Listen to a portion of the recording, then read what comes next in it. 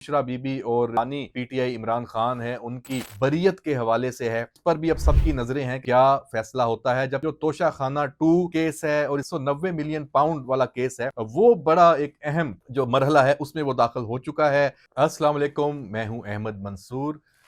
अब पाकिस्तान के सियासी उफक पर क्या हो रहा है और जो चीज़ें सेटल हो चुकी हैं, जैसे पार्लियामेंट से कानून साजी, सुप्रीम कोर्ट में जो तब्दीली आनी थी वो आ चुकी है। जो एक वहाँ पे एक सूरत हाल थी कई माह से, बल्कि शायद पिछले कई साल से, उसका एक खात्मा हो चुका है। वो सूरत हाल क्या थी?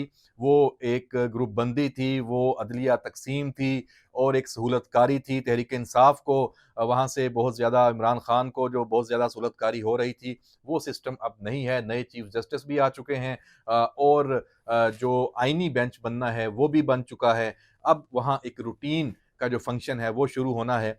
लेकिन दूसरी तरफ जो इस्लामाबाद हाई कोर्ट है, वहाँ भी अब मामलात जो हैं वो बेहतरी की तरफ गामजन है। नए जजेस की जो तैनाती वहाँ पे होनी है आइनी जो कानून साजी होने के बाद, उसके बाद वहाँ भी काया पलट जाएगी। अभी एक अहम मुकदमा जो चीफ जस्टिस आमिर फारूक की जो अदालत है उसमें ज़ेर समाअत है, वो बुशरा बीबी और बानी जो पीटीआई इमरान खान है उनकी बरियत के हवाले से है।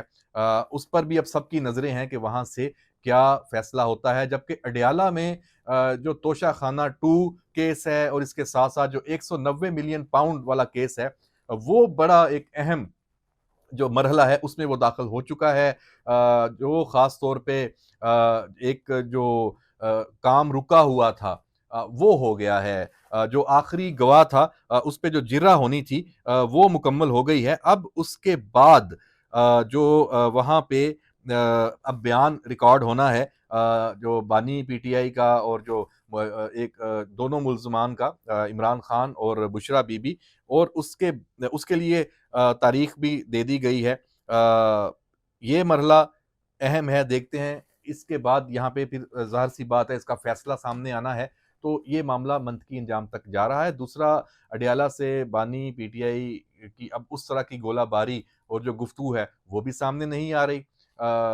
कई उसके पहलू हैं, लेकिन एक बात ज़रूर सामने आई है और वो उसमें फिर जो इमरान खान है उन्होंने army chief general Syed Asim Munir पर संगीन इल्ज़ामात लगाए हैं और इसको कोई अहमियत, लेकिन अहम बात जो मैं जिसकी तरफ निशानदेही करना चाहता हूँ कि इस दफ़ा इन जो इल्ज़ामात की किसी जगह से भी कोई उसको लिफ्ट नहीं कराई गई। इवन खुद जो पीटीआई की लीडरशिप बाहर मौजूद है, उन्होंने भी इसको, पहले तो होता था ना कि इमरान खान की जो बात सामने आती थी बाहर, तो सारे तोते की तरह उसको बोलना शुरू कर देते थे और उसको बाकायदा बयानिया बनाया जाता था। अब इमरान खान की कोई गुफ्तगू या इस तरह के कोई इल्ज़ामात या कोई चीज़ बाहर आती भी है, तो उसको बिल्कुल नो लिफ्ट प्रोग्राम हर तरफ से, बयानिया नहीं बन पा रहा। ये सूरत हाल यकीनी तौर पे पहली मर्तबा हुई है और इमरान खान के लिए यकीनी तौर पे ये परेशान कुन है और हमारे ज़राए ये बताते हैं कि ये सूरत हाल आगे और बढ़ेगी। इसमें जो आपको कोई तब्दीली नहीं नज़र आएगी, बल्कि मज़ीद इर्रेलेवेंट होता जाएगा इमरान खान और उसकी गुफ्तगू और उसके इस तरह के बयानात। अ, बहरहाल एक जो पॉलिटिकल एक्टिविटी है और पीटीआई की जो लीडरशिप बाहर है, उन्होंने अपनी जस्टिफिकेशन भी देनी है। उसके लिए उन्होंने एक आखिरी, जिसको खुद उन्होंने कहा कि ये फाइनल कोशिश है या फाइनल राउंड है, दोबारा तहरीक शुरू करने का। हालांकि पिछली जितनी भी तहरीक थी, ऐलान किए गए थे, वो शुरू नहीं हो सकी थी। इवन जो सबसे बड़ा उनका एजेंडा था कि जस्टिस मंसूर अली शाह को चीफ जस्टिस बनाना है, अगर उनको ना बनाया गया तो बहुत बड़ी तहरीक चलनी थी, वुकला तहरीक भी चलनी थी, उसमें भी उनको नाकामी हुई।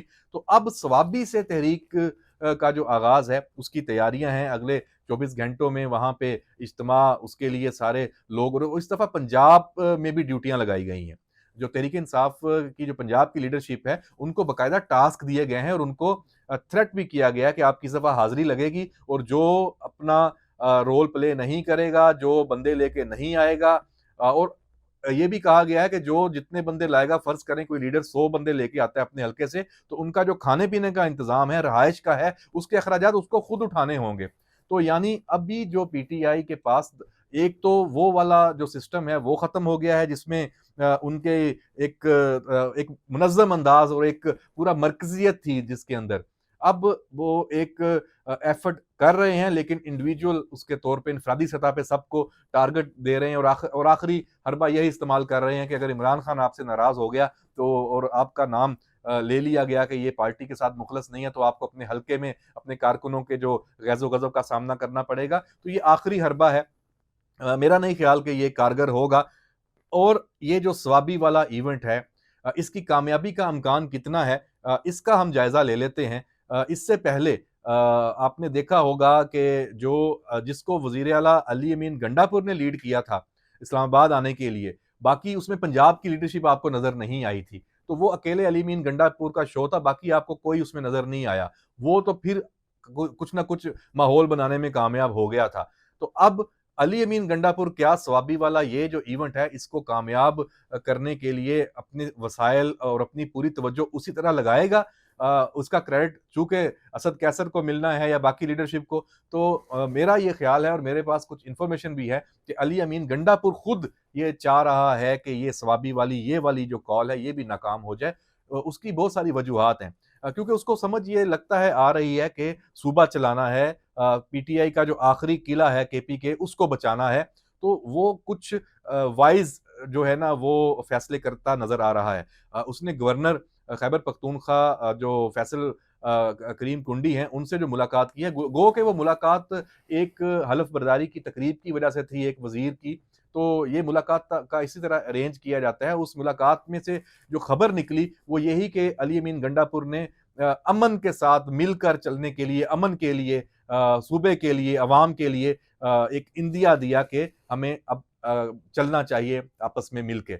ये एक बहुत बड़ा आप समझ लें कि केपीके में जो अब तक की पीटीआई की सियासत थी, उसमें ये बहुत बड़ा यू टर्न है जो अली अमीन गंडापुर ने लिया है। साथ ही दूसरी तरफ जो स्वाबी में जलसा और वहाँ से तहरीक शुरू करने का ऐलान और उसमें सलमान अकरम राजा जो एक लीडिंग रोल लेता नज़र आ रहा है, उसको बाकी पार्टी के जो रहनुमा है वो कैसे देखते हैं, उससे तक़सीम बढ़ेगी, कम नहीं होगी और बिल्कुल भी ये नहीं लग रहा कि स्वाबी से कोई तहरीक उठने जा रही है। ये एक बस शो होगा, एक दिन की कहानी होगी और बस क्योंकि उसके बाद आप देख लें कि अडयाला में इसी हवाले से इंफॉर्मेशन लेने के लिए, हदायत लेने के लिए इमरान खान से मुलाकात करना चाहते थे जो पीटीआई के रहनुमा, लेकिन उनकी मुलाकात नहीं होने दी गई। अडयाला से उनको सबको वापस भेज दिया गया।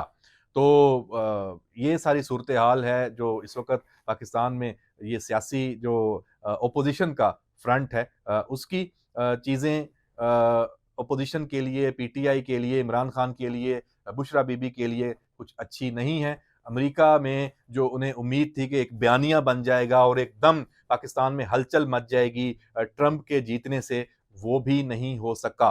और जो इन मामलात को समझते हैं, अमेरिका को समझते हैं और इस तरह की सियासत को समझते हैं, उन्हें पता है कि इसका कुछ वहाँ से नहीं निकलने वाला।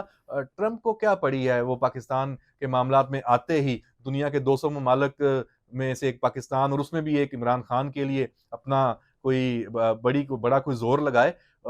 मेरा नहीं ख्याल और बहुत सारे जो माहिरीन हैं, जो तज्ज़ियाकार हैं, वो भी यही बात कर रहे हैं कि ऐसा कुछ नहीं होने जा रहा। हाँ, ये जैसे पहले जो बाइडेन इंतज़ामिया को खत लिखे जाते थे, ट्रंप इंतज़ामिया को भी खत लिखे जाएँगे और वैसे भी ट्रंप ने तो जाके जनवरी में इक़्तिदार में आना है, अगले 2 महीने तो वैसे भी पड़े हुए हैं। तो इन 2 माह में तो फिर कुछ नहीं होने जा रहा। तो हुकूमत के लिए बहुत अच्छा मौका है अपने आप को सँभालने का, पाकिस्तान की जो मईशत है उसको उसके ऊपर वर्किंग करने का उसने ये काम शुरू कर दिया है। वज़ीर-ए-आज़म के जो दौरे थे वो तो आपने देखे ही हैं। आखिर में चलते-चलते मैं आपको ये बता दूँ कि army chief general Syed Asim Munir का जो दौरा सऊदी अरब है, वो नहायत ही अहम है और एक गैर मामूली दौरा है। क्यों? क्योंकि उसमें एमबीएस के साथ मुलाकात हुई है, मोहम्मद बिन सुलेमान के साथ वीडियो आपने देखी है, उसकी तफ़सील भी सामने आई है और इस वक़्त जो सूरत-ए-हाल मशरिक़ वुस्ता की है, ईरान के साथ इज़राइल के मामलात हैं, पूरे खित्ते का माहौल इससे इंटरलिंक्ड है और पाकिस्तान उससे बाहर कैसे हो सकता है। और पाकिस्तान की इकॉनमी के इश्यूज़ भी हैं और उसमें पाकिस्तान को चाइना के साथ-साथ सऊदी अरब और यूएई और अपने जो दोस्त ममालिक हैं, उनसे इस दफ़ा फिर बहुत ज़्यादा उम्मीदें हैं और इस हवाले से जो पाकिस्तान में मिलिट्री डिप्लोमेसी है, ये माज़ी में भी कारगर साबित होती आई है और अब फिर कारगर साबित होगी। ये दौरे इसी सिलसिले की एक कड़ी है। सिक्योरिटी इश्यूज़ तो यकीनन हैं ही हैं। इजाज़त दीजिए, अल्लाह हाफ़िज़।